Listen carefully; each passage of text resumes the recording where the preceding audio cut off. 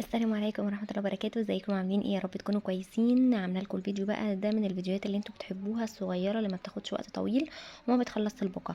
طيب من غير بقى كلام كتير كده، النهارده جايه لكم بمنتج حلو جدا بيعالج حروق الشمس من البسين ومن البحر. زي ما انتوا عارفين احنا في فصل الصيف وبنرجع بوشنا محروق جدا، وطبعا نصحتكم قبل كده بالصن بلوك، كان سعره رخيص وجميل جدا وناس كتير شكرت فيه. النهارده جايه لكم بالزنك اوليف، ده حلو جدا جدا زي ما انتوا شايفين. مكوناته زيت زيتون وزنك وزيت خروع.